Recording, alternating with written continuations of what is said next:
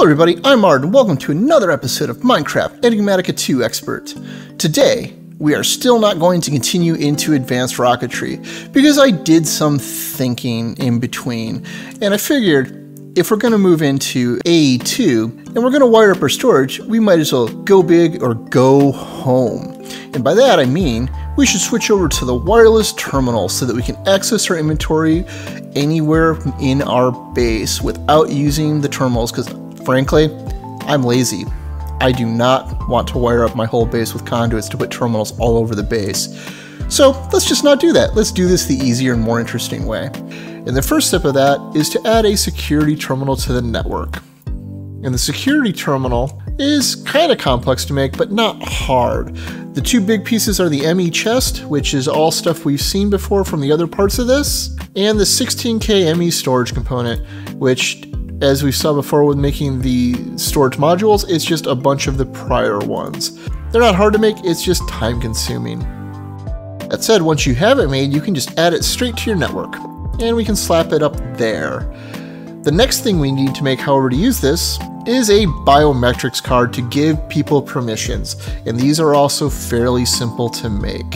And once you have it made, you can either right-click it on somebody if you're playing with other people to give them access, or you can shift right-click it to give it your own name. In this case, you saw that it filled in the pattern. Once you have that, you access the security terminal, and you put the card in, and then you can set up all of the permissions you want them to be able to have with the AE2 network. You can give them selective access, or you can give them everything. And this is a necessary step because without this, you cannot set up the wireless network. The next step is to build the ME wireless access point, which requires a wireless receiver, which we haven't seen before, which is not hard to make at all.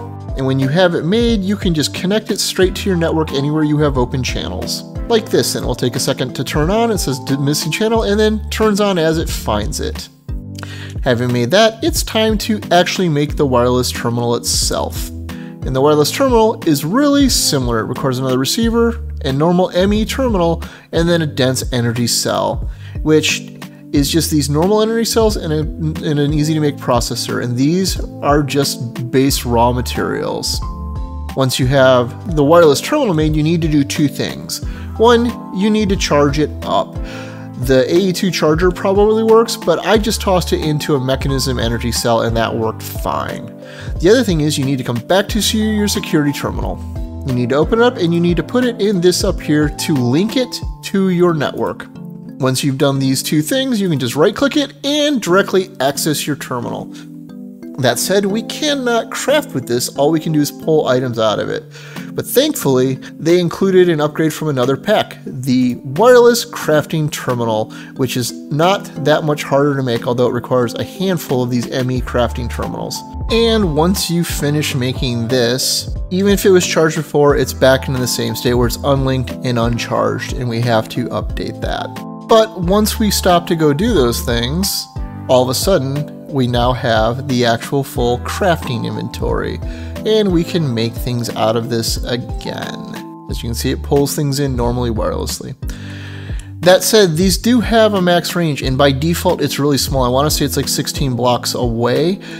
You can add boosters that will increase the range, but also increase the amount of power this uses.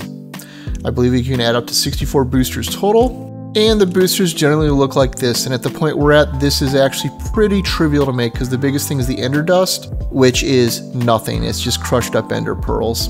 So if we add enough of those, we should be able to reach all the way over to our advanced rocketry lab and be able to craft straight from our storage system.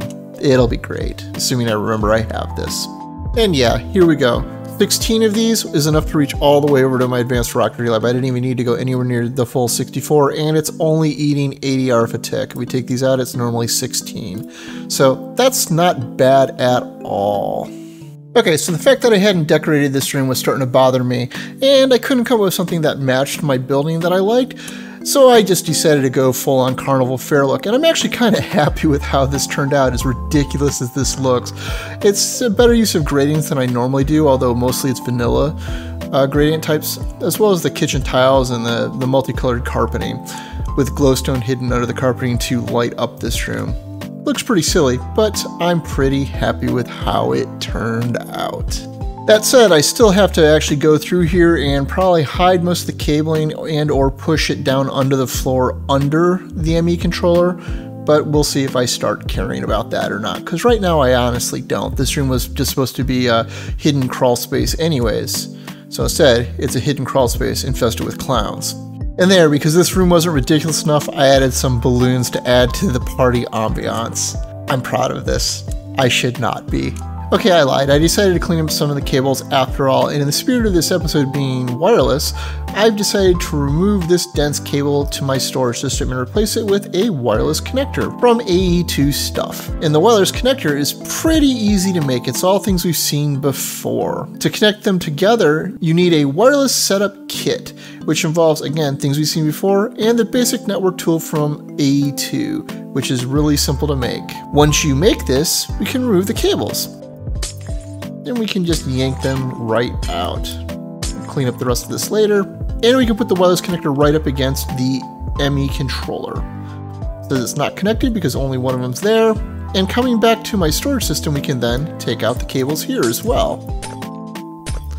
And put the wireless connector here as well. Also says not connected and nothing is turned on. We come back to this and right click the wireless connector connected to our ME controller and right click the one in my storage.